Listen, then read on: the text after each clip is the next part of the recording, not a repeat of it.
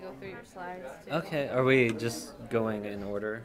I am not Okay, sure. okay, okay. I'll just leave it In the middle. Yeah, Okay, perfect. cool.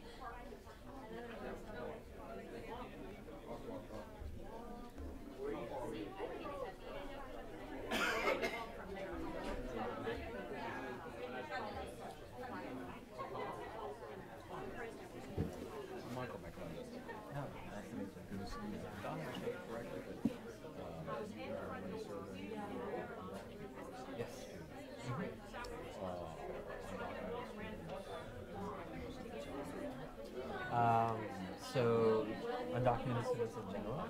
Yes. And given the demographic distribution, the large bulk are Mexican born or from other parts of America. So the vexing sort of question is how do we get more Asian representation? Haven't quite figured that out yet. But yeah, so... And you're studying at what point? These are the children? No, so... yeah, so there are actually multiple surveys that I'm doing. So one is the DACA age population over 18. So because of university IRC, I don't tend to try to incorporate under 18 folks into my work, but 18 to 30, and so most have DACA, so most are recently graduated high school and are either sort of transitioning to the labor market or into some sort of higher education institution. And so that includes four-year colleges, community colleges, as well as vocational schools. So that's one sort of swath of the work, and then the other swath is more generally for undocumented immigrants. So ultimately, again, that's predominantly Mexican origin and Hispanic Latino undocumented immigrants. Where are you today? I'm at UC San Diego. Yeah. And are you where? Political science. Yes. Yeah, so the work is focused on the political incorporation and the engagement of undocumented immigrants. So yeah, I'll talk about some of the past survey work that I've done as well as some of the work ahead. Where are you? How long have you been? 3 years. Yeah. So I'm still green. Where did you Undergrad at Riverside, grad school at Riverside, and then I did a postdoc with Jim for some years before the position opened up at UCSD. One of my dear friends is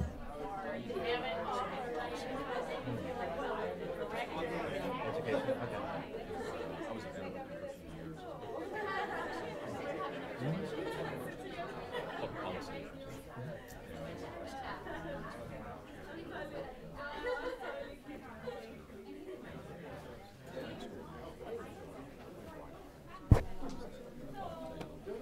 Okay, great. Stella Juarez? No. A number of people. Okay. Yeah, to tell you. Great.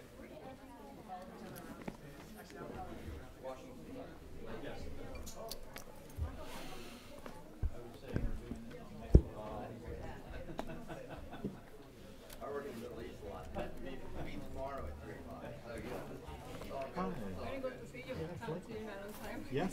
¿Cómo estás? Hey, how are you? ¿Cómo estás, Miguel? Bien, ¿y usted? Un gusto. Date de vuelta. I just came back from my honeymoon in Puerto Rico. Oh, really? Did you just get married? Oh, I did. But Puerto Rico was just so beautiful Oh, yes. that I came. Oh, you must come very happy coming I from a came. Yeah. honeymoon. It was really nice. That's like... I was just saying the mic. Yeah, I'm projecting to everybody, but everyone should know I'm so excited about my honeymoon. I won't speak.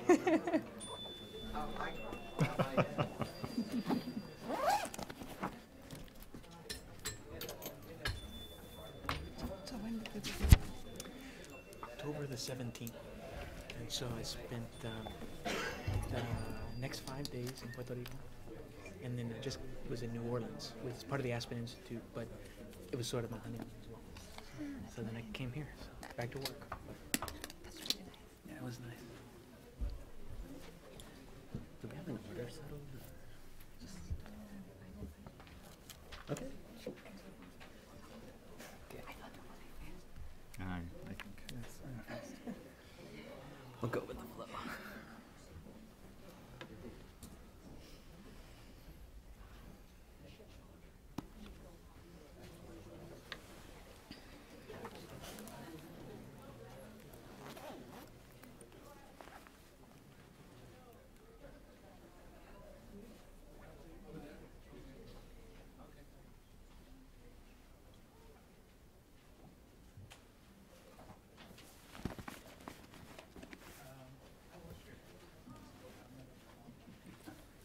waiting on you.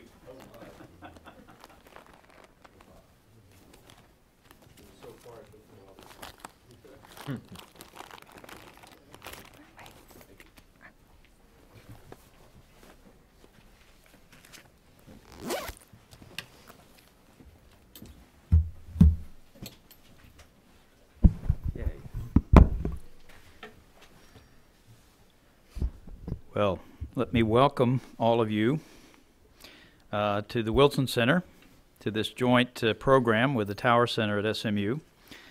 My name is Jim Hollifield, and normally I direct the center in Dallas, but this year I have the great good fortune of being able to work here at the Wilson Center as a fellow. So, but let me just tell you a few words about the Tower Center and what we do. This is a center, it's called a Center for Political Studies, but it really covers the world. It's a center for public and international affairs.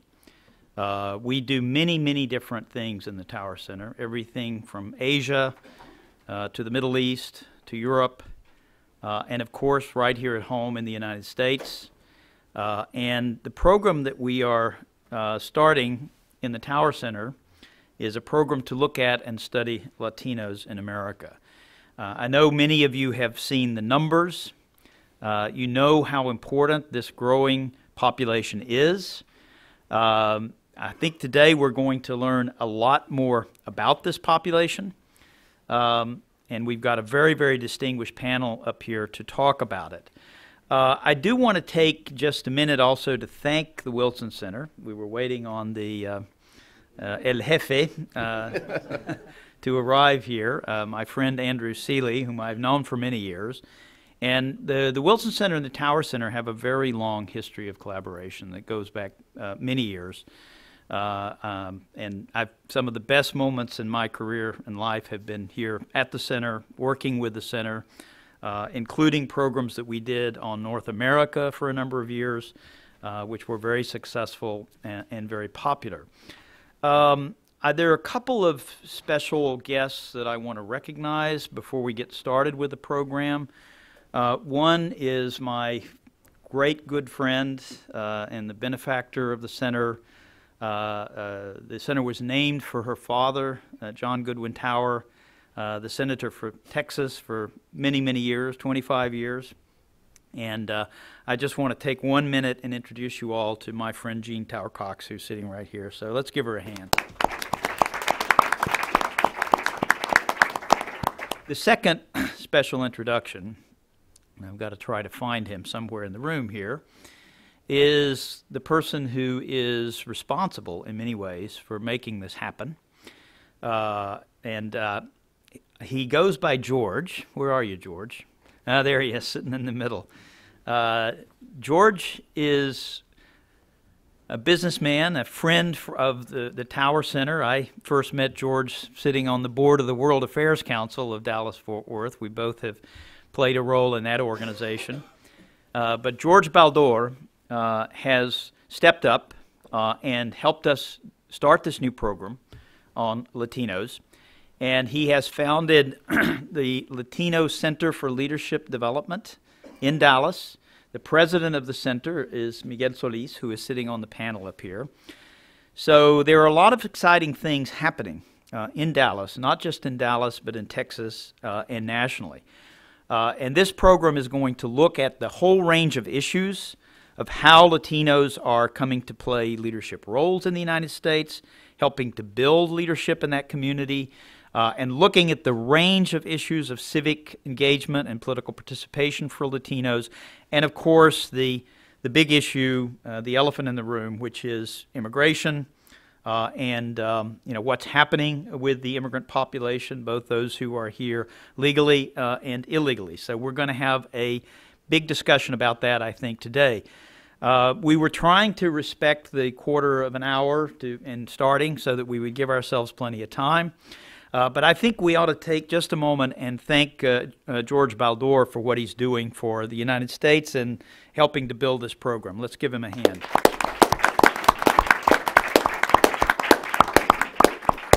I think you all should have received a flyer with the bios for all the speakers here. So I would invite you to look at those bios. I am just going to very, very quickly go down the row and introduce them, and then I'm going to turn the program over to my colleague Andrew Seeley, who will moderate the panel and the discussion.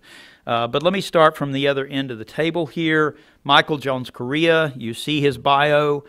He is one of the leading scholars in the United States looking at the range of issues that affect Latinos.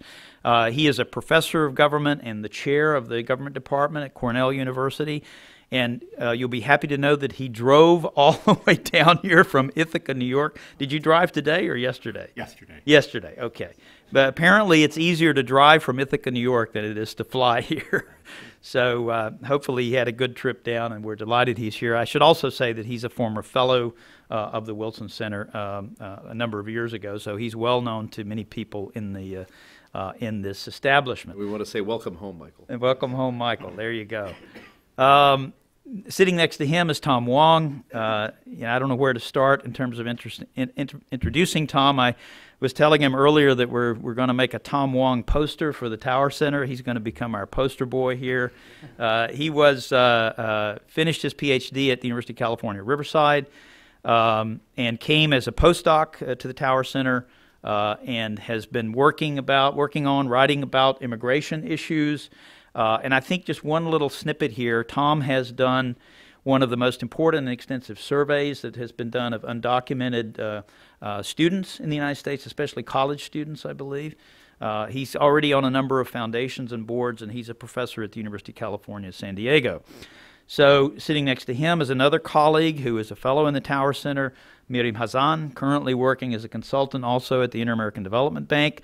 Miriam I met when she was a mere graduate student at the University of Texas, writing her dissertation about the participation of Mexican immigrant associations in 4 American cities, Dallas, New York, Chicago, and Los Angeles, if I remember correctly. So Miriam has spent a lot of time on this issue. More recently, she has been working on Central Americans and the whole crisis with respect to the Central American children. So she's not only an expert on Mexican immigrant associations, but also on the Central American questions. Sitting next to her is Miguel Solis, who is the president of the Latino Center for Leadership Development in Dallas, and I hope you'll take time to talk to him after the program, learn more about the center. He will, of course, tell you a little bit about what the center is doing. Miguel is Lamar University, Harvard graduate. He is also a member of the Dallas School Board, so he's sort of on the front line of what's going on in politics in a big city like Dallas, Texas. So he's going to bring that perspective to the panel. So I'm going to stop there and turn it over to Andrew and let Andrew moderate this and start the discussion. Thank you very much.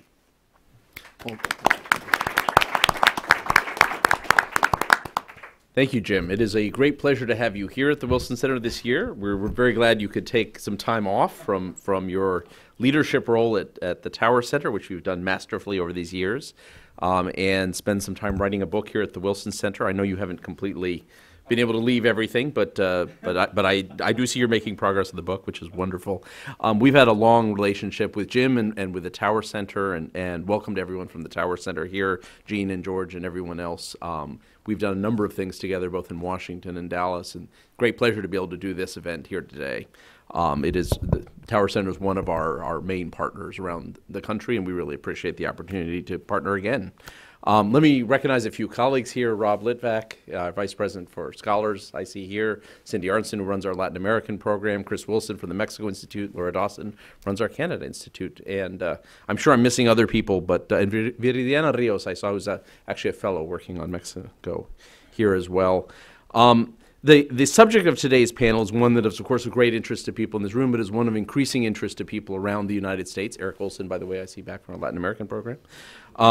It is obviously not all Latinos are immigrants. Indeed, most Latinos are not immigrants in this country, nor are all immigrants Latinos. But much of the immigration wave in the past few decades has been from Latin America. Certainly, immigration is very important to the Latino community, and certainly in the mind of many Americans, there is a confluence between Latinos and immigration.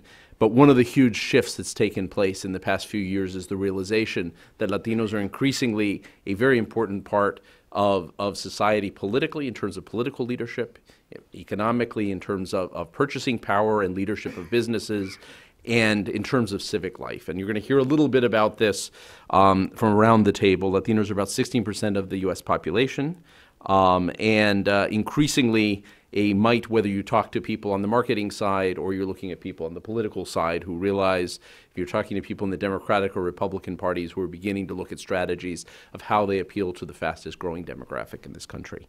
So we will talk today about a number of shifts here, both political engagement, civic engagement. We'll talk about demographic numbers, and we have a panel of 4 fabulous experts. So without further ado, let me go ahead and turn it over to them. And we're going to start with Miriam, actually. So thank you very much, and thank you for the invitation to the Tower Center, for having me here. And I mean, it's an honor to be with all these speakers whom I have known over the years, and so I'm really glad to be here. Okay, so just to make sure that you know how this works. Okay, so I'm going to talk about the incorporation of immigrants in the U.S. and what I consider the challenges ahead. I will start with the work. It's kind of in some ways referring to my career and how the research that I've done over the years, and so some of the things that I have learned. So I will start with what was my dissertation, and just to see how my thought has evolved over the years, and with new challenges that I have identified. So here's just an outline. I'm going to talk about the beginnings. Then what I think are the limitations. I'm going to talk about immigrants' political incorporation, which I will explain what I understand about that. What are the limitations for that political incorporation? I would argue that it is greater immigration control and the lack of regularization and a citizenship path for the undocumented right now the major challenge for the incorporation of immigrants. I will refer to the new research that I've done over the recent years, and what I think are the challenges ahead, which is how to facilitate the political incorporation of undocumented immigrants and their offspring. So just to begin, sorry, I'm not used to to present without the computer. So. Okay. So just when I did my dissertation, this is kind of very technical, but I just wanted to give you some background. I studied the political incorporation of Mexican immigrants. I understood by incorporation the process by which immigrants and their children settle and are absorbed into the politics of their host societies. This is not, not always a straightforward path. And it includes a lot of things, but it's not only, voting, as many people would think. It is participation, representation, and some effective influence in the policy process. The undocumented can also have, some levels of incorporation in as long as, they do demonstrations, they are taken when districts are designed. So that is also a form of political incorporation. So it did not imply access to citizenship. And it implies like a constant negotiation between the newcomers, the migrants, and their host society, and political change in the host society, because they are here and they do transform society. So, and the other relevant thing that we've learned, and we learned it first with African Americans, that it is not a given. It's a very long struggle. So why did I study Mexicans? Well, because Mexicans are the largest immigrant group in US history, so they are very relevant. Their political incorporation is like the path for many other immigrant groups as well. Just to see the numbers, in 1970 there were 760,000 Mexicans in the US. In the year 2007, which was the peak year when there was the largest number of immigrants, Mexican immigrants in the US, was 12.6 million. The numbers have gone down. I will refer to that. There are, I think, 11.3 million today.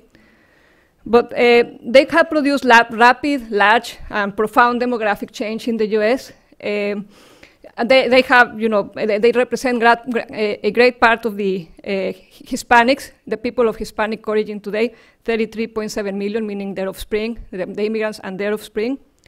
They, along with Central Americans, also, I mean, one of the challenges is that they are also, along with the Central Americans, the population with the lowest educational levels and highest poverty rates, so that's a very big challenge. And that there are a lot of them who are undocumented. More than half of the Mexican immigrant population, first-generation immigrant population, is undocumented. So they represent 5.9 million of the 11.3 million of the undocumented that live today in the US. And we know, and there are studies that show that being undocumented is an element that predicts poverty in the US. So that makes it also a population where poverty is perpetuating. And they have faced a system of exclusion too, which is, it's become very difficult for them to belong. And I'm not gonna explain that because that would require a whole other presentation. But the one point that I wanna make is that even though their numbers are very large, demography is not destiny. As we know from the experience of other historically excluded groups in the US, African Americans the main example, but not the only one. And so at the beginning when I did my dissertation, I studied the political behavior of American-based Mexican associations. At the time, what I consider the most relevant organizations were the hometown associations and state federations. I actually did study other organizations that they had, but those were the most predominant ones.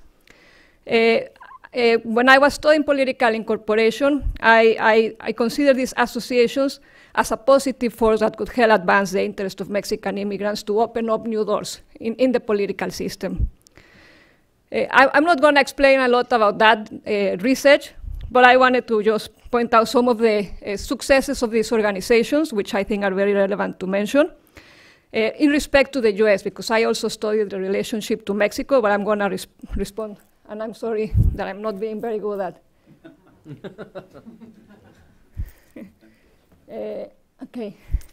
Okay, so I'm sorry. So in respect to these organizations, we could argue that they help organize and mobilize a community that was ignored by American society and government, so that's a major achievement. They play a crucial role in many, especially in 2006, during the immigrant rights movement. They became a prominent actor in the immigrant rights movement. They help advance the political incorporation by establishing links with relevant stakeholders and allies. They also represented a first point of contact for recent migrants, and it was very important. They helped define a binational agenda in US-Mexican relations, which was different from what we knew until then, which was the Mexican-American agenda. They produced some national leaders, and those leaders are still involved. They mutated into other organizations, and they participate, and that's a very relevant thing. But despite the relevance of their collective action, and let me, sorry. Okay, sorry. Okay, despite the relevance of their collective action, I would argue that they reached their limits. And the limits are related to a thing that I think is today the most important issue related to Mexican immigrant incorporation, which is what to do with the undocumented. To me, that's a major moral dilemma for the US in respect to political incorporation. And if that is not addressed, I don't see how Mexicans will finally successfully incorporate, because it's such a large number of the population, the one that has this undocumented status, that I find it very difficult to say they feel incorporated if we don't address that situation. So the dilemma for me are two scenarios. Either that Mexicans and their offspring are finally accepted as members of the political community and become committed and engaged citizens, like everybody else, which would mean that they are incorporated, or they maintain their status as a big pool of labor with limited rights, and with their children joining the ranks of the underclass in this country and become bogeyman for politicians. So the main question for me is, will the US have a polity or a political system that works by attempting to broaden support, or one that works by working to shield the body politic from alien threats? I'm mentioning the case of Donald Trump, which he, with his proposal of what I call a trial of tears, which he's advocating for. If you remember the Cherokees that were expelled from their lands, and still today remember that as a trial of tears, if we want to remember, the situation and the deportations of Mexicans as a trial of tears, and it's a thing that I will refer. So, my recent research has focused on the new realities of US-Mexican Central American migration, including return migration and the consequences of immigration control with no regularization path, which is part of the research that I'm doing today with respect of the unaccompanied minor children. So I'm not going to refer about the new research that I'm doing right now, but just refer about these new realities of Mexican migration, which I think are very relevant to understand. Many people are not aware that Mexico is not producing more migrants. So Mexico has evolved from being an immigration country to become a country of transit, return, and destination, because a lot of Americans also live there, including the children of migrants who have been forced to return. The number of undocumented has remained very stable in recent years, which means there are not a lot of new Mexican migrants arriving with undocumented status. And we can see that in the fact that in 2000, only 35% of undocumented had been in the US for 10 years or longer. By 2012, 62%. So this means that they have placed strong roots in their communities, and that many have settled here with their families or started their families in this country. Okay. For instance, as part of the American demographic transportation, in 2011, there were more kids born from minority parents than from white parents, which is a major record, and many of those kids were the children of Mexican migrants. So, and the other fact that a lot of people don't know or are not aware is that Mexicans have also returned. From 2005 to 2010, 1.4 million people moved from the US to Mexico, primarily Mexican migrants who returned and their family members. So it's a very relevant fact that we need to know. Also, we have to remember that deportations had reached record levels. In 2013, 314,000 were deported, as compared to 169,000 Mexicans. I'm mentioning all of this because we have to think about the population that has been forced to leave, which is right now a lot of people. So all of this has happened in the context of high levels of immigration control, which had plenty of consequences. I want to mention some of them, which I have observed in the research that I've done. So, and I think are very relevant points to make. It helped to end circular migration patterns from Mexico, and I would argue also Central America, even though they are less circular than Mexican migration patterns. It produced broken and divided families, and a whole generation of children growing up in countries of origin without seeing their parents, which is a thing that I'm finding right now doing research with unaccompanied minors, but for very prolonged periods of time, with major consequences. A lot of the violence that is taking place in Central America could be linked to that. Children growing without their parents, because that affects their emotional well-being. In the recent research that I've done, and I'm not going to refer it here, but if anyone wants to ask me, I found that children have been separated from their parents at least 7 years on average, without ever seeing them at all. So I find that very dramatic. In general, also, and it has also produced large migration flows from unaccompanied minors, or even with family units, but trying to reunify with their parents. And we all know the risk that represents for these kids. And a whole generation of US citizens growing up without parents who have been deported or in fear that their parents will be deported. So that has also had a major emotional impact on children. And also uprooted American kids, because we should not forget that a lot of the kids have returned with their parents, and they may have become undocumented in their country of origins of their parents. So that's also a major thing. I want to just, and maybe it's not a very good picture, but put you the face of the return migrants. These 4 women that you see in this picture are 4 deported women in Jalisco, Mexico, when I was doing my research. All of them were mothers of American citizens, and all of them had a tragedy in their lives. I mean, all of them, after they were deported, their lives became tragic, even though they are smiling in the picture. The woman with the blonde eyes, the one here with the black long sleeves, her children remain in the US, but her 6-year-old child, when she was deported, went back to diapers. Her two other sons who were gonna go to university weren't able to make it because they got so depressed, entered in such a big depression after the mother was forced to leave that they couldn't go to university. And she has been banned to come back to the US for 20 years, so she is not seeing her kids. One of the other mothers, she came back with the children, but the children couldn't, be able to adapt to Mexican schools because they live a completely other life in the US, and so they gave up and didn't finish their studies. So it's just some of the studies. I don't want to take much more time, but so for me the challenges ahead are answering to these questions. What do we do with the undocumented? How do we deal with the consequences of having them remain in that status for far too long? What will happen to their offspring, both in countries of origin and destination? How are we going to deal with the consequences of what has happened? What type of policies are needed to address the social and emotional cost of these populations? And how are we going to facilitate their social mobility, considering that poverty, they are very poor and it has been perpetuated by their status. So the policy options that we have is not only to have regularization policies and a reasonable path for citizenship, but also policies that will have to address the consequences of what has happened with these policies in countries of origin and destination, because we have an affected population here, a lot of kids affected, among other things.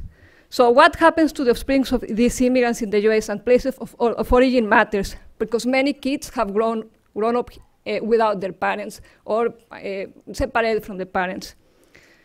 And just to conclude with the questions that I posed, I would argue that so far the second scenario in relation to Mexican immigrants, incorporation seems to be the one that we have in place.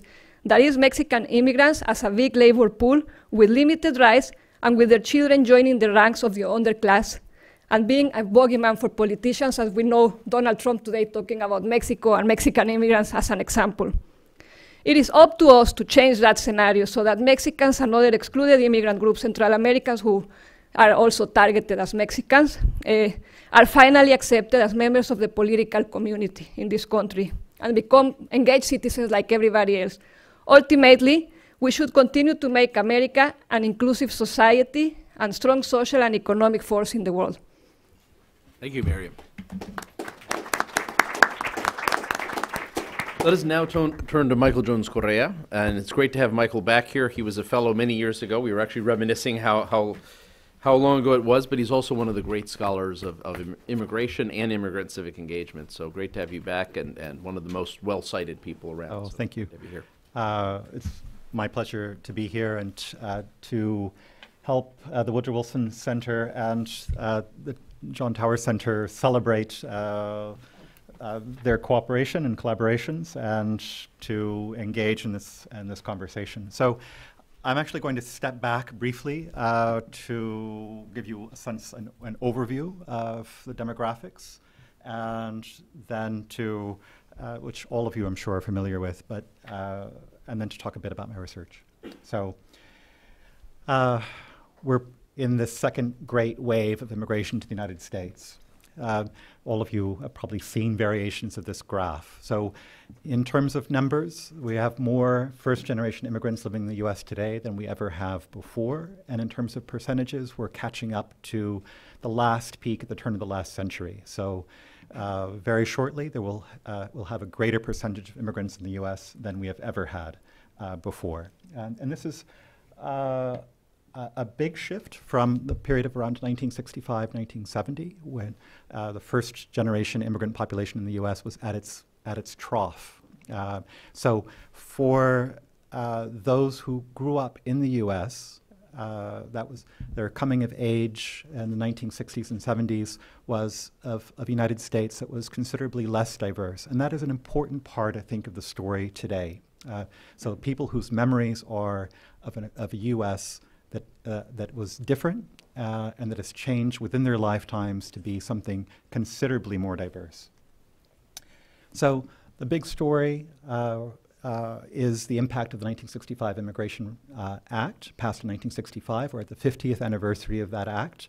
And that act I think was without unintended. It was an unintended consequence that it changed the demographics of immigration to the United States. So 50 years ago, when that act was passed, immigration to the U.S. was still a European immigration. And within 10 years of the passage of the act, you could already see the shift away from Europe to Latin America and to Asia. And by 2010, with the bulk of immigration being from Latin America and secondarily from Asia. And if you look today, the new immigrants are now largely from Asia, with Latin America being now sort of tapering off. But it's still a very different picture of immigration from the picture, again, 50 years ago. This has, of course, demographic consequences. So the first little circle around 2010, so around between 2040, 2050, the U.S. will become what I like to call a country without any ethnic majority. I dislike the majority-minority term because it implies some sort of menace. And in fact, if you prime people on majority-minority, they do feel a sense of threat. And this, again, triggers a political reaction. But we are moving to a country that's considerably more diverse. I think Miriam mentioned that children who are 18 now have grown up in a majority, in a country without an ethnic majority. I think this is the first year where college students are in a generation have not experienced an ethnic majority. So that change is underway, and the country as a whole will experience that in the next 20 to 30 years. So there's some parts about this story, I think, which also bear some reminder. One of these is that this immigration has affected parts of the United States that for about 100 years had very little immigration. So parts of the South and the Midwest, which had, previous immigration had gone to the coasts, had gone to previous urban receiving centers, but beginning in around in the mid-'80s, early '90s, immigration became nationalized. It moved to the South, it moved to the Midwest. These states had very, very fast-growing immigrant populations. And this is also part of the story about the politics of immigration, because immigration moved from being a regional issue to a national issue.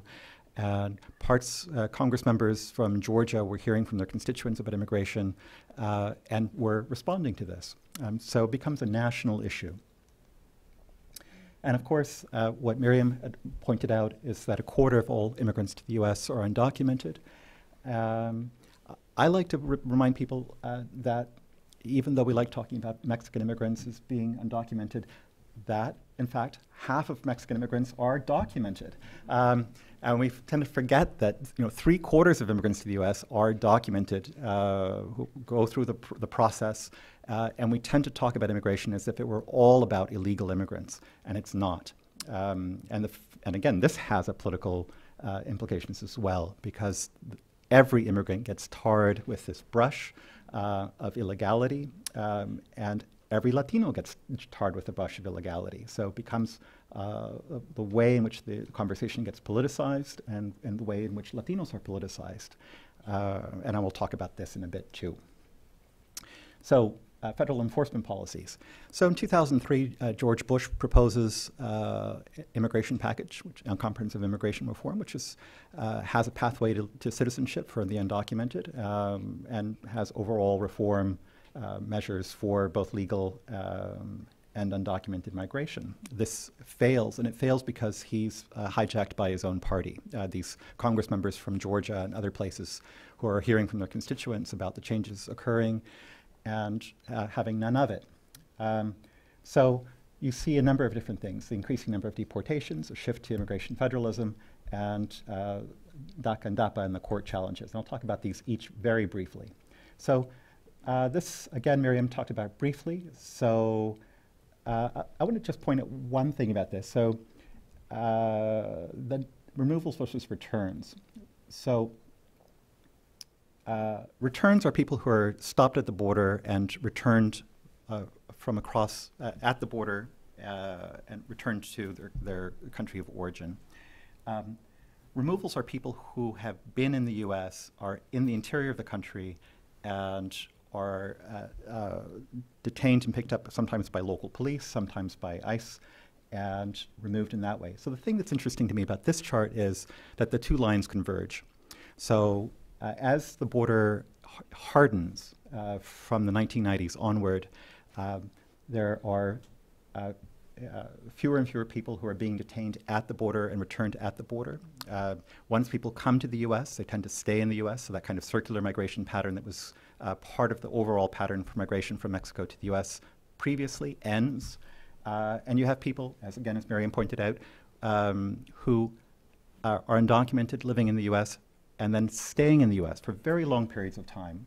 So the average is now well over 10 years, and many of these people live their lives. So they settle, they have families, and they stay for a long time. So the Bush proposal fails, it gets reintroduced in 2007, it fails again. And around 2006, after the 2006 immigration marches, states begin, you see this really dramatic jump in the number of pieces of legislation introduced at the state level. And so it's states recognizing that immigration is blocked at the federal level, then taking matters into their own hands. And this has pretty much been the situation ever since. So where immigration policy is shifted down to the state and local level, away from the federal level, and that also has implications for the politics of this. Obama proposes DACA and DAPA. This is just a chart to show that there's a negative correlation between the proportion of the population that is actually undocumented and the chances that a state will challenge DACA and DAPA. So the higher your undocumented population, the less likely you are to challenge DAPA. This is a politics that's being driven not by sort of the facts on the ground, but by the perception of threat. So effects on public lives. This is from research that I conducted with a couple of graduate students in counties in North Carolina, Chatham and Person counties. This is in 2007, 2008, so after the marches. And people are talking about their anxiety as there's a backlash, particularly in North Carolina. Historically a state that's been very pro-business, not terribly hostile to immigration, but beginning around 2007, 2008, there's a shift in the politics of the state. The state becomes more conservative and more hostile to immigrants. And so you see this reflected in these interviews that we conducted in these counties. And it's not just the ICE raids. People are talking about how it affects their ability to get around, their ability to drive.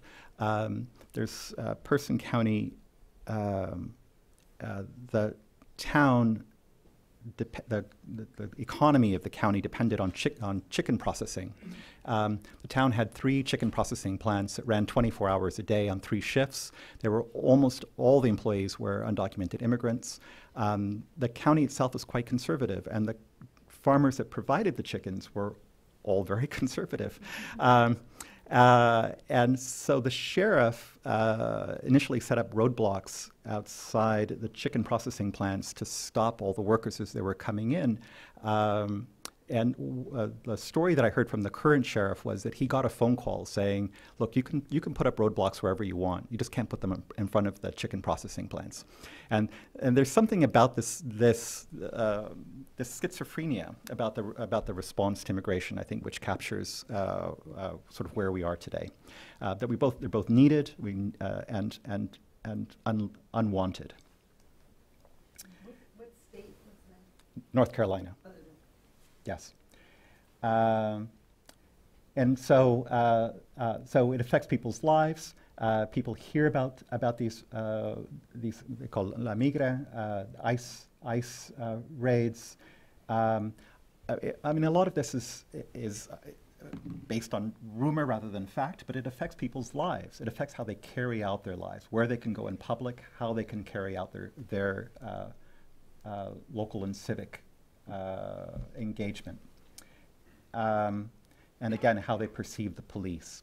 So people are afraid of being stopped by the police, in not large part because if you lose your car, if you're driving without insurance and they get stopped and you lose your car, you've basically lost your economic livelihood. So all of this might lead one to think that if people are sort of hunkering down and avoiding engagement with police and other actors of the state, that they would disengage. So I'm just very briefly going to mention two projects. One is a survey that we did with first generation immigrants. This is Jay McCann at Purdue, both documented and undocumented, and a survey of second generation, the children of immigrants.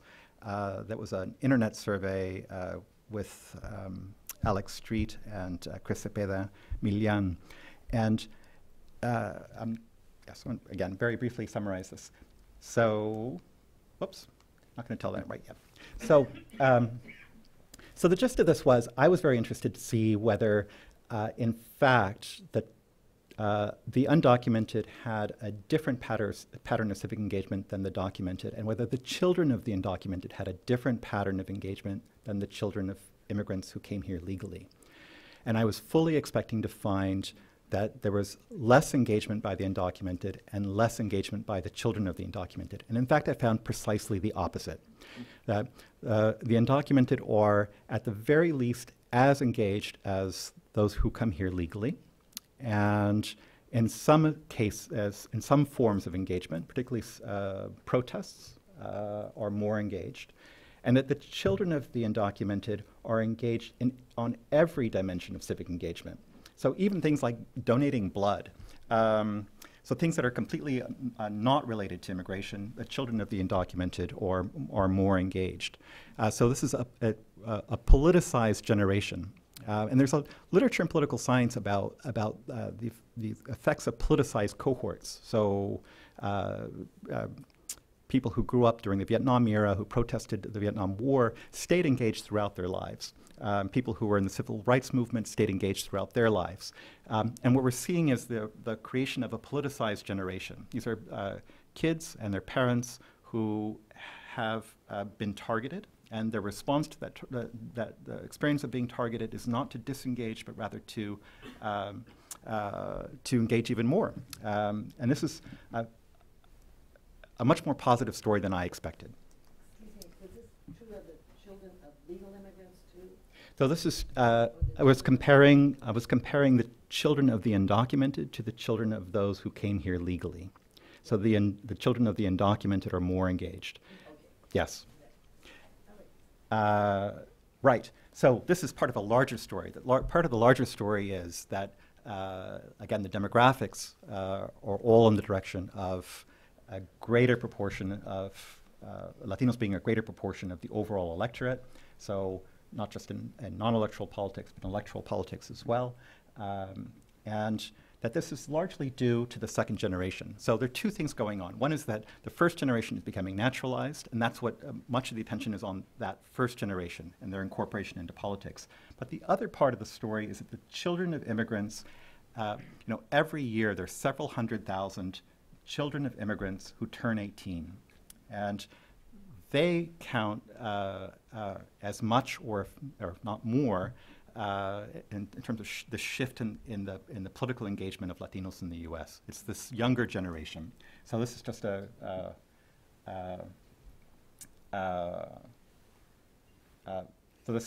the darker band is the second generation, the lighter band is the first generation, and you can see if you go back to 1900, the second generation is quite large, and what you're seeing now today is that that second generation is growing as a proportion of the total population. And that's something we shouldn't lose sight of as well, that it's these US-born children of immigrants who are, I think, over time going to play a much greater role in US politics. We tend to sort of discount this.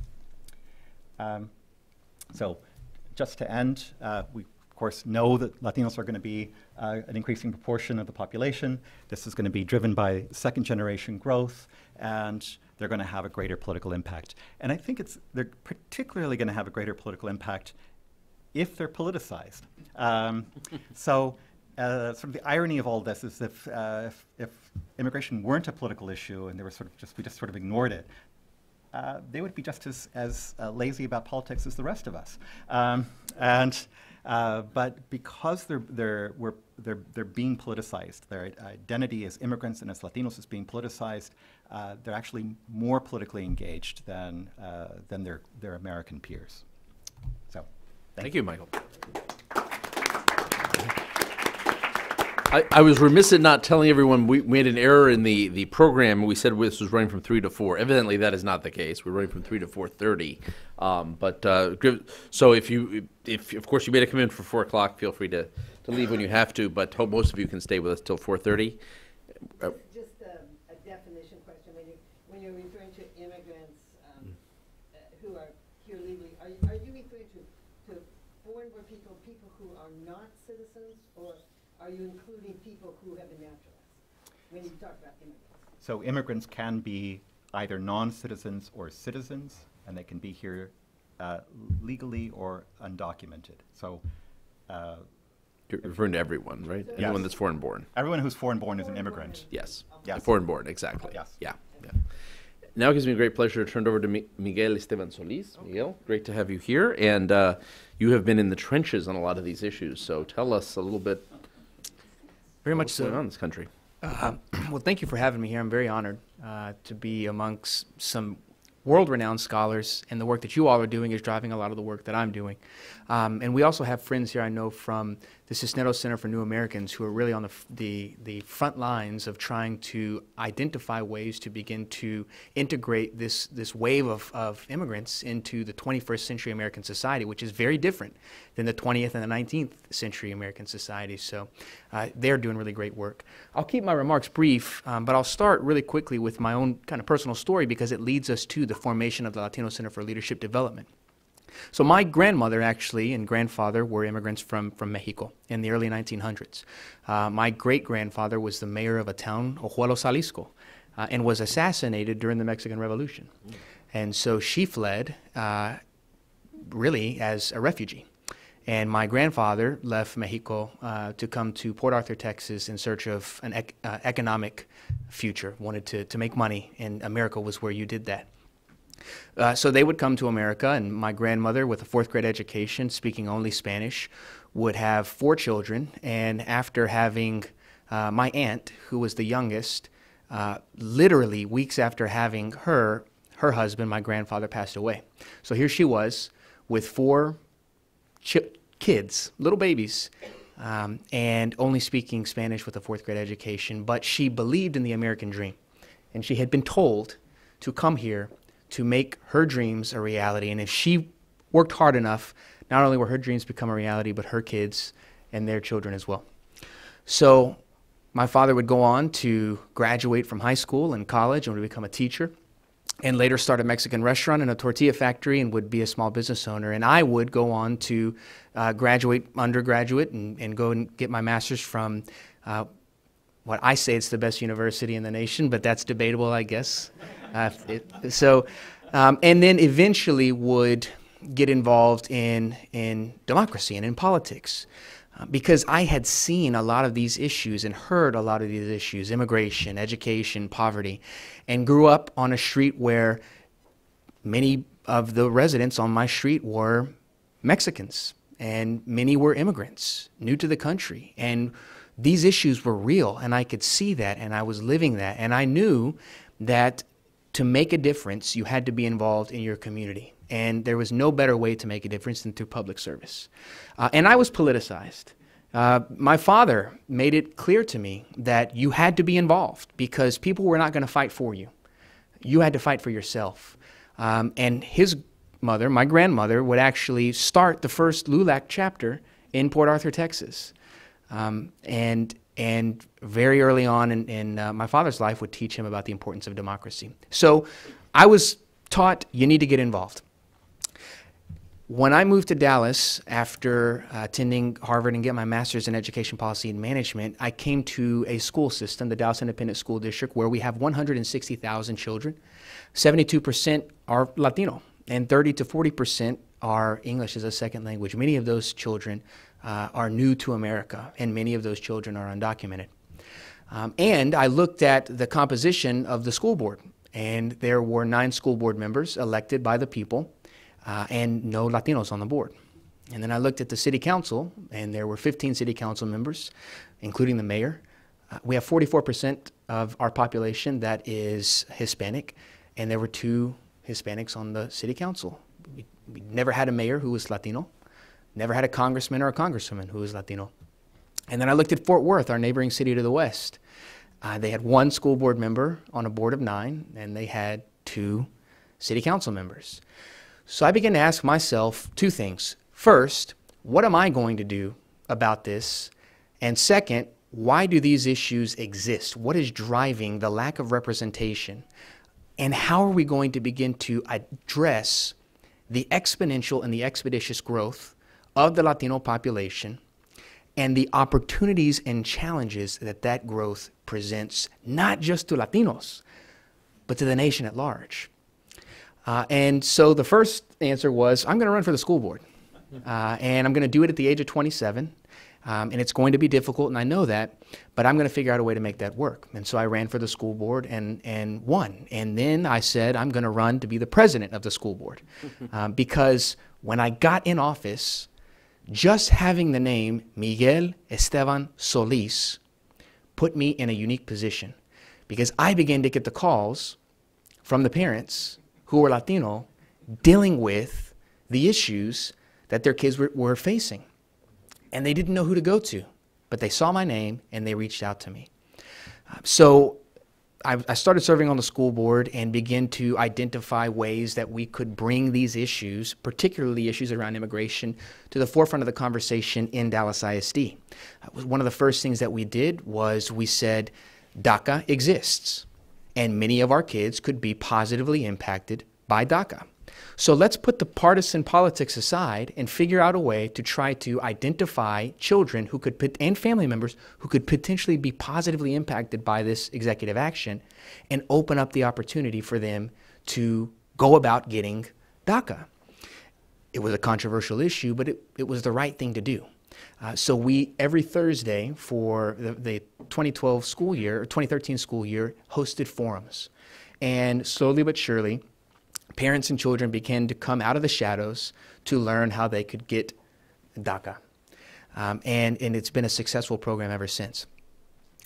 The unaccompanied minor crisis, which is, when we talk about a crisis, you look at the Syrian, the refugee issue right now in the EU, that's a crisis.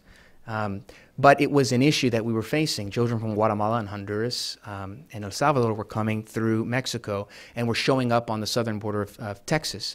And so we said, as an independent school district, we had schools that had been closed. And we saw children piled on top of each other down at the border. And we said that is just inhumane.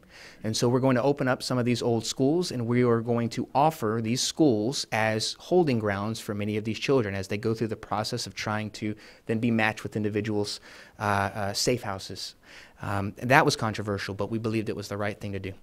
Long story short, in the school board, I realized you could have a tremendous impact as a Latino to identify opportunities and challenges with the growth of the Latino population and address those now. But it needed to be done not just by one school board member. We needed to politicize, to be very frank and transparent. Latinos who are millennials, who have the capacity and the knowledge and the skills to lead in the political world, but for whatever reason aren't doing it at this moment. And so that's where the idea of the Latino Center for Leadership Development initially started from. And I partnered with my good friend and mentor, Jorge Baldor, and we said, we're going to try to address this issue. So I'll be very brief. The Latino Center for Leadership Development aims to cultivate the next generation of Latino leaders in the areas of policy and politics. And we aim to do that in 2 major ways. First is through a year-long leadership academy, broken down into quarters, where we identify top Latino talent who are committed to getting involved in policy and or politics now. Not 5, not 10 years, but now. And we take them through an academy. The first component of the academy is based on the need for leadership. What are these issues that the exponential and expeditious growth of the Latino population presents to America, and what are ways that we can begin to address them? Immigration being one of the biggest issues that we know we need to address, but poverty and education and urban planning even. The second and third components are the path to leadership from a planning and an execution standpoint. So you now know what the issues are. You now know, as a millennial Latino, that you have a role to play. How do you actually go about running for office or getting involved in policy positions? And who are you? Who do you represent? Where do you live? What are the issues of the people that you aim to represent?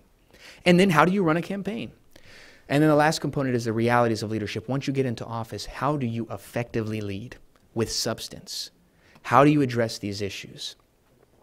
And it's not necessarily that you address them in Congress or at the State House. How do you address them as a school board member or a city council member or a mayor or a county commissioner? The second component is where the Tower Center comes into play. It's one thing to be a Latino leader, leading for Latinos and the nation. It's another thing to be a Latino leader of substance, with substantive ideas, ways to address the questions that Miriam presented. So we've partnered and created an institute through the Tower Center aimed at highlighting the Latino experience in American society and policy proposals to begin to address these issues at the local, state, and national level. And then the last thing we do is we create strategic initiatives. And our first that we created was focused on preserving in-state tuition for undocumented students in the state of Texas. Back in 2001, with almost all legislators voting for it, proposed by Republican Governor Rick Perry, we passed the first in-state tuition bill, which allows undocumented students to get in-state tuition and capitalize on the economic opportunity that we know they can if they have 4 years of college. And far-right fringe this past legislative session in Texas attempted to try to get rid of that rule, which now exists in 18 different states. And we thought that that was not right, but it also needed to be highlighted that this was an issue they were proposing. And so we aimed to try to preserve in-state tuition, and we worked to build a coalition of other individuals and other groups, and we did just that. So that's what the Latino Center for Leadership Development is: a leadership academy, a policy institute, and a set of strategic initiatives aimed at cultivating the next generation of Latino leaders in policy and politics. And we're looking forward to working, I'm sure, with all of you to address these issues moving forward. Thank you, Miguel. That's great. And Tom Wong, last but definitely not least, Tom is doing some of the most exciting cutting-edge research on immigration these days. So, Tom, look forward to hearing what you have to tell us.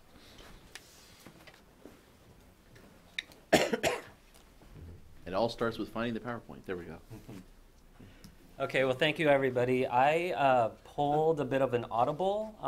We had a change in lineup, and so I had some slides that I was sitting on from previous presentations that I thought would be good to add. And so you'll see most of the slides look like this, but if you see a white background, that's the audible that I just pulled. Last week at UCSD, we had the honor of having Thomas Piketty on campus. So if you're familiar with him, he's the author of Capital in the 21st Century. So all of the discussion about income inequality that you hear owes a lot to his research. And so when we sort of brought him to campus, we had an entire day organized around income inequality, and I was lucky enough to be on a panel about the political implications of income inequality focused on what I do, which is immigration politics. And so this is something that, from Miriam's presentation, we sort of need to think about the moral implications, right? The moral dilemmas that our immigration policy debate invokes. And so this is one of the slides that I presented at the Piketty panel. So here what you're seeing is the age of all individuals on the x-axis here, so running left to right. The y-axis up and down, you see median income from wages. And so this is from the 2013 ACS. Now, here are all individuals who are native born in the United States. And so this is a familiar trajectory, that when you sort of become of working age, your income begins to rise. And then it plateaus right before retirement. And this is a trend that, if we look at the foreign-born, naturalized population, we see a similar trend. And so here, when we think of foreign-born naturalized, of course, there's a selection effect when it comes to immigrants who go through the process. And so these might be your sort of, model, not model minorities, but model immigrants. But when it comes to the undocumented, this is what we're looking at here. So thinking about income inequality and sort of how it intersects with immigration and immigration status, well, here we know from the immigrant incorporation literature that time in the US does a lot to improve outcomes. And so if we think about indicators of societal incorporation like English language use, time is something that improves English language use among all immigrants. But when we look at income here, we're seeing that, wow, okay, well, over time, using age as a proxy, over time, wages do increase for the undocumented. But this gap here, it doesn't take much more than just looking at this gap to sort of make real why we need to find real policy solutions to address the 11 million undocumented immigrants who are currently in the country. And so one of these solutions is, that was San Diego specifically because I made a graph for San Diego. Well, one of the solutions is DACA. Okay, so when we think about DACA, we're talking about temporary legal status and work authorization for undocumented youth. And so when we think about that sort of curve that we just saw for all undocumented immigrants, well, it's going to be a little bit different when we sort of pull out the undocumented millennial group. But the trend is likely going to be very similar, especially if you place upper ceilings, so glass ceilings, on upward mobility. And so when we think about DACA, we're thinking about an opportunity for undocumented youth who meet certain criteria to transition from undocumented to at least a temporary legal status. So temporary relief from deportation as well as work authorization. And so thanks to Mark and the good folks at MPI, we have really good numbers on the estimated DACA eligible population. So roughly 2 million in whole, and we break that up to 1.2 million immediately eligible. Roughly 4,000 will age into DACA, so you have to be at least 15 to apply and under 31. And so we can think about that group of undocumented young people who will turn 15 at some point and then age into the program. And then there are about 400,000 who are eligible but for an education requirement. And there are efforts on the ground to try to figure out ways to provide services for that particular subset of the population such that they can actually fulfill that educational requirement and subsequently apply for DACA. And so what we're looking at is about 700,000 undocumented young people with DACA. So when we think about the 11 million people as a whole, 700,000 might sort of seem like a small chunk. But given congressional gridlock, DACA is potentially the only game in town. And I'll talk about that more in a second. And so this 700,000 number is not inconsequential because, again, when we sort of look at that curve for foreign-born naturalized, we're essentially thinking about immigrants who have legal status versus that red curve for the undocumented versus immigrants who don't have legal status. For those who are economists, you don't want to sort of measure an average treatment effect by just subtracting those two curves. But the point remains that with legal status comes more opportunity. And the question is, with that opportunity, what are undocumented youth doing with it? And so there is a sort of growing cottage industry of surveys of undocumented youth. And so we see multiple surveys, multiple surveys across different disciplines where we have education scholars running surveys of undocumented youth in higher education. Another education scholar working on a survey that includes a battery of questions for societal incorporation more broadly. And in my own work, we're looking at civic engagement and political incorporation. That was in 2014, moving to questions of economic incorporation in 2015. So the point here is that with DACA, there has come a new research opportunity, which is how does that transition from undocumented to lawful immigration status affect incorporation outcomes? And so I'll talk briefly about my 2014 survey. And so here it was conducted over 2 waves from 2013 to 2014. We got 1,472 respondents nationwide. This was an online survey, and so there are challenges of sort of fielding online surveys in a credible way. And so some bells and whistles include a validation test for undocumented status, and IP address tracking to prevent ballot stuffing. So some surveys of undocumented youth have been plagued by ballot stuffing, which is a real issue that needs to be addressed methodologically. In short, if you provide an incentive for somebody to take an online survey, and you're not doing a good job preventing people from taking the survey more than one time, then that's going to entirely taint your sample. And so here what we're doing is preventing a single IP address from taking the survey multiple times. And I'm happy to talk more about the methodology of this survey as well as the other surveys that I currently have in the field during the Q&A, but let me skip this because it looks like we have 10 minutes left. Okay, so in terms of the first survey, we are sort of operating under this assumption that the transition from undocumented to at least a temporary legal status does have positive outcomes. And so the question here is, what leads undocumented youth to apply in the first place?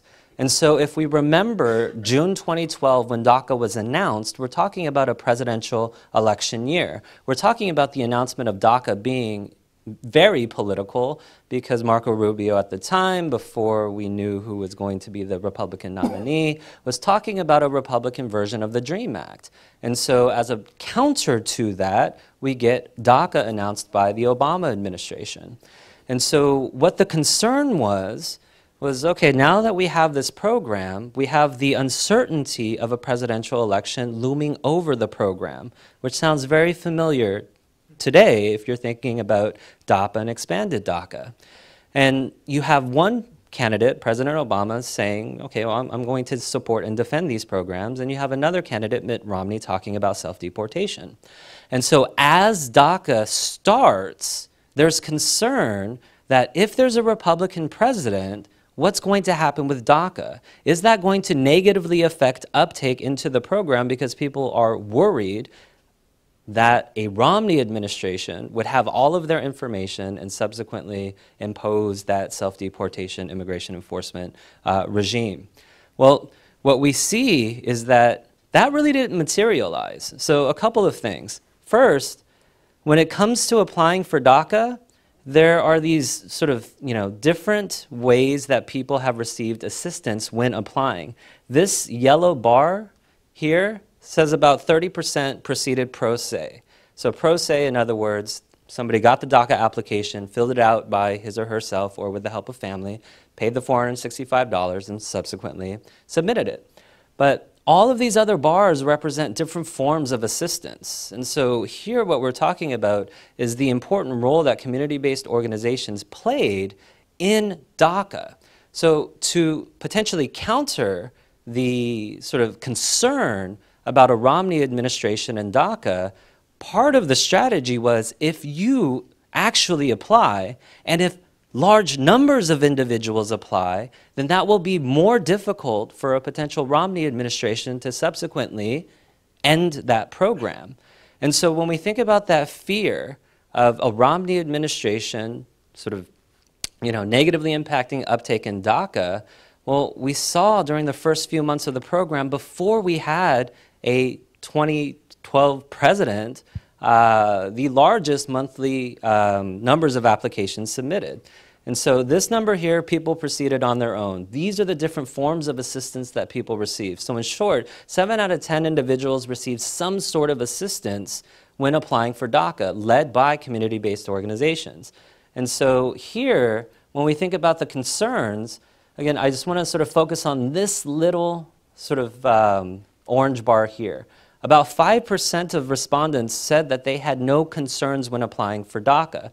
These other bars here represent concerns about if DACA ended, divulging information to the government about their undocumented status, concerns about themselves being deported or their parents being deported.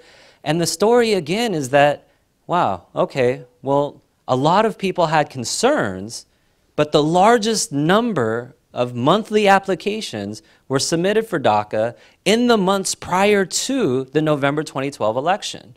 So, how do we get people to apply for a program that requires them to divulge their immigration status?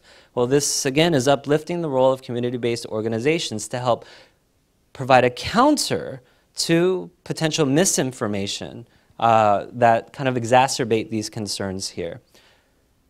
So, post-DACA, so now that people have DACA, we're kind of wondering what it's sort of doing? What's the impact? So when we think about immigrant incorporation, we have these buckets of economic incorporation, societal incorporation, and political incorporation.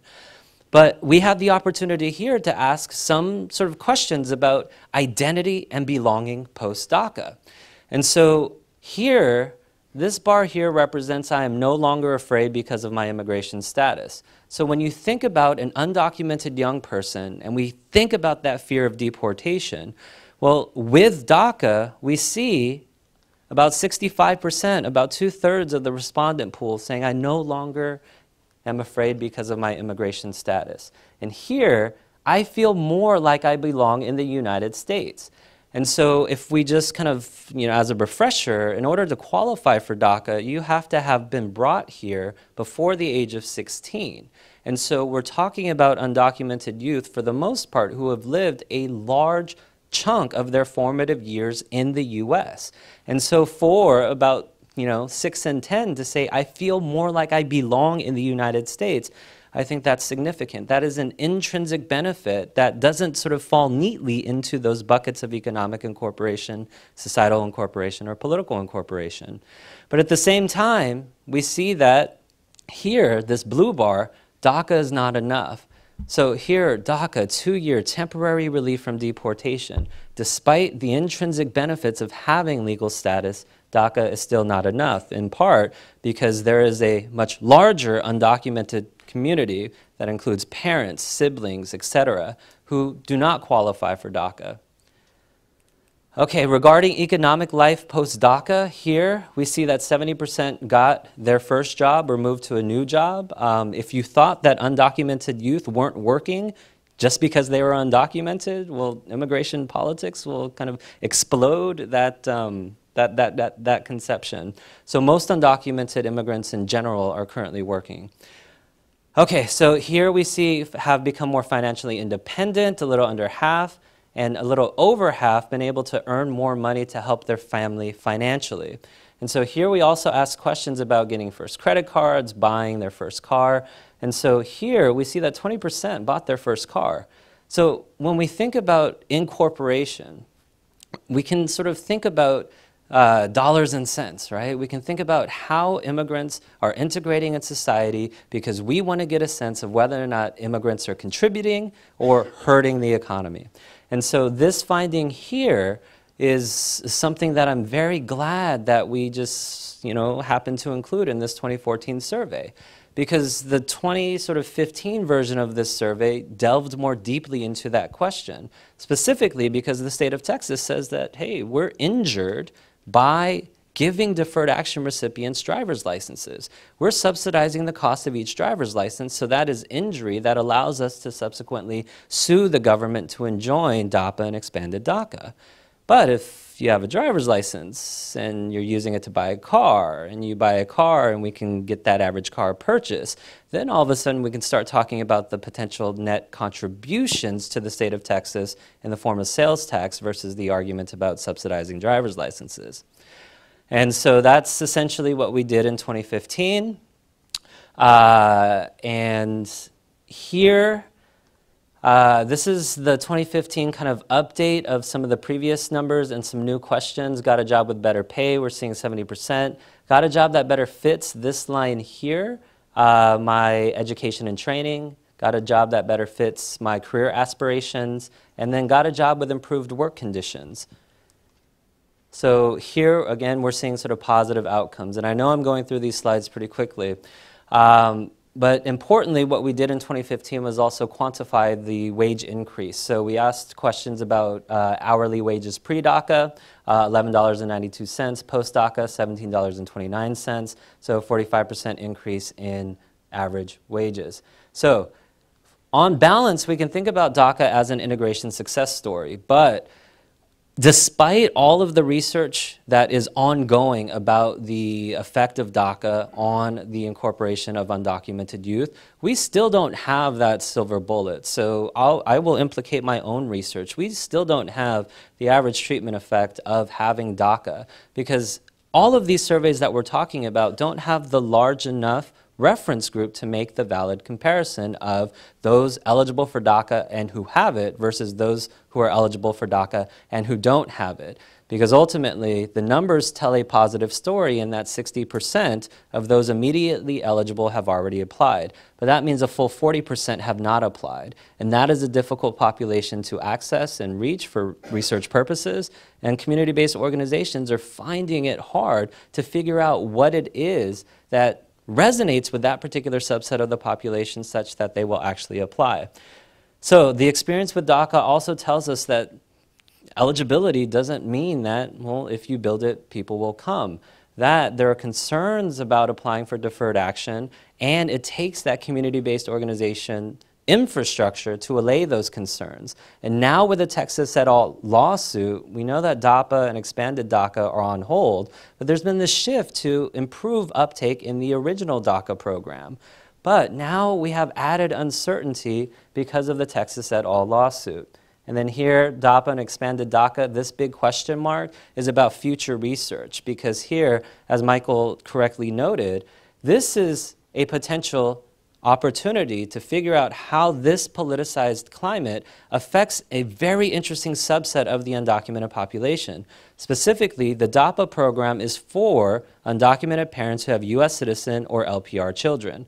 So I have research ongoing right now that tries to figure out whether or not those U.S. citizen children who are over 18, if they're not registered to vote, how does the injunction itself affect whether or not they're going to register come 2016. If they're already registered to vote, then how does the injunction affect whether or not they subsequently vote? And then similar questions for the LPR children of undocumented parents. Because if they are eligible to naturalize, is there a naturalization effect of the injunction? In other words, are LPRs who are eligible to naturalize more likely to do so because we have policies in place right now, or at least things in place that are enjoining policies that can positively affect their undocumented parents. And so lastly, the deferred action is actually not the only game in town. So when we think about that 700,000 number, well, that's what is going on in terms of federal immigration policy. But what I've also found in previous research is that 14.3% of those with DACA are actually eligible for some form of permanent immigration relief. So this is in partnership with Clinic in the National Immigrant Justice Center. So what we're doing here is surveying legal service providers that have been on the ground doing outreach related to DACA. And so if you think about an individual and their complicated immigration history, well, there are questions that are asked on intake forms like, have you been a victim of a crime? That might seem unrelated to DACA eligibility, but legal service providers want to ask that question, because if you say yes, that might funnel you into a potential U visa that leads to a green card. And so DACA isn't the only game in town. We're talking about 14.3% once legally screened find these permanent immigration solutions. And the last audible here that I'll talk about very quickly, and I apologize for going over, is that part of what Miguel was talking about includes a sort of role for political scientists in terms of the Hispanic Latino electorate, in terms of this sort of new American majority that we are currently seeing in terms of demographic changes. Well, it's about leadership development. It's about inspiring communities of color to sort of think and see themselves as decision makers. And I think Miguel is a great example of that. And so as political scientists, we need to figure out not how to mobilize this group. So if you've worked on a campaign, you take a voter file, you cut that voter file by likely voters and tell your candidate to go get these likely voters. So for San Diego, this is what it looks like if you look at the likely voter universe. And that gray area, that's white. So San Diego, and I apologize to Michael, is a majority-minority city. It's just easier to say majority-minority. And 72.83% of San Diego is not white, but if we focus on a likely voter universe, then this is who a candidate outreaches to. This is who gets the door knock. This is who gets the mailer. And so what does that do for our democracy in terms of, again, the rising Hispanic Latino electorate, the future increased or enlarged Asian electorate? Well, it excludes them. So if we think about these low propensity voters, right, those who aren't the focus of a campaign, then all of a sudden we still have this large gray area. But just look at the color. Just look at the color. It becomes more reflective of what at least San Diego looks like in terms of its racial and ethnic composition. So the role for political scientists is, when we have leaders like Miguel, how can we figure out how to mobilize these low propensity voters around sort of these new inspiring candidates? And this is where we do a lot of randomized controlled trials, and that's where political science gets really, really fun. So thank you, and I apologize again for going over. Thank you, Tom. Very thought-provoking. We have reached the end of the witching hour, but I know there are a few questions out here, so if you need to leave, feel free. We will not be offended, but we will take a quick round of questions and then a round of answers from our panel. Thanks. And if you could identify yourself as well. Thank you. Yeah, And there is, in theory, a microphone coming, or not really? Yes. So there's a microphone coming, not because we want to be obnoxious, but because we actually are fortunate to be joined by people through the video Are you camera. okay? Good. So good to have you. I'm Peggy Orchowski. I'm a congressional journalist for the Hispanic to see you Outlook, again, Peggy. cover immigration, and I just published a book called "The Law That Changed the Face of America." So I've been really involved in this. I just wanted to ask Miguel, what age are the kids in your, I don't know, maybe Yes, not kids in your academy? And I wanted to ask Tom, I think you gave a preliminary report at the Center for American Progress a couple of years ago, and you mentioned, I think, that 30% of the Dreamers were Asian. I was wondering how that's looking now. Great. Let's take one more question back there. We'll come back to the panel momentarily. Thank you. I'm Richard Fulton. I'm with the American Jewish Committee. My question is for Professor Correa. In talking about politically engaged children of immigrants, whether documented or undocumented, are there specific issues that they're being engaged with? Is it all about immigration? Are there other issues that they're engaged on? And specifically, is there any engagement at all on issues of American foreign policy, for instance, with respect to Latin America and those kinds of issues? Do we have a final burning question out there? Going once, going twice. Jim, you have a final question? No? Right here. Yeah, I think it's maybe for Michael and both Miguel. No, it's I was very interested in that graph. Sorry, what's your name? My name is Juan Guillén. I'm with Agencia F. So the graph you presented about the relationship between the lawsuits and the immigrant population and the proportions, and you were saying that it could be due to a perceived fear, but then we were talking about engagement. So I don't know how much is perceived fear and how much could it be the engagement of that state population and Latino population, and the fear, the real fear from the politicians of angering them. No? Yeah. So we have our lightning round here. Let's just go down the list of panelists. Michael, why don't we start with you? And Sure. all the way to Miguel. So Two Michaels here. the issue which engages the children of immigrants the most is immigration, and particularly for the undocumented, the threat to their families. So if they know of someone who's been deported, if they have, even if it's not a close family member, particularly if it's a family member, then they're more likely to be engaged. But again, one of the things that surprised me was that the engagement went beyond immigration. It went through almost every issue. The children of the undocumented were more likely to be civically engaged in lots of issues. We didn't ask specifically about foreign policy, so I don't know the specific answer to your question about what specific issues there might be.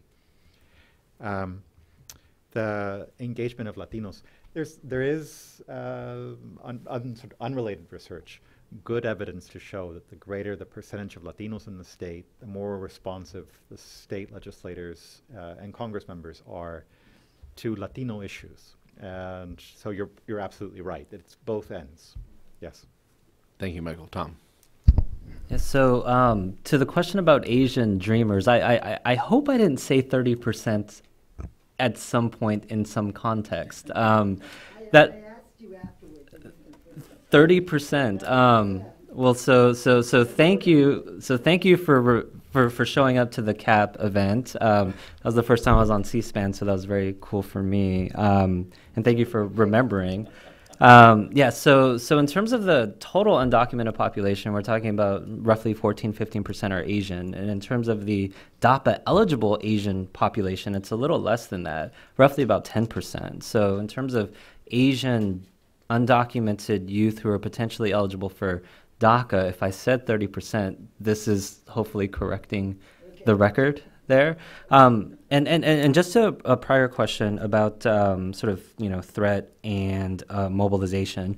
If you sort of take DACA itself as a sort of way to mobilize, right? So applying for the program is itself an act of civic engagement.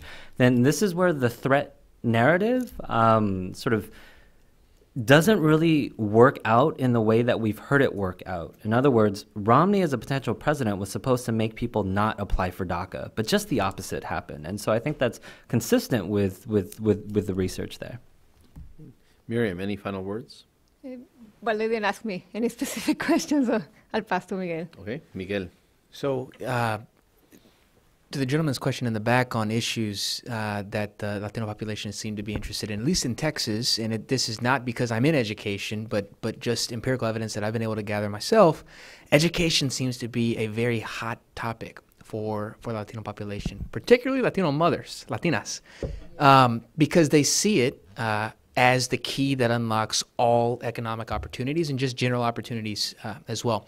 They come to school board meetings in Dallas. They go to school board meetings in Houston. I have friends that serve on the Houston Independent School District Board of Trustees.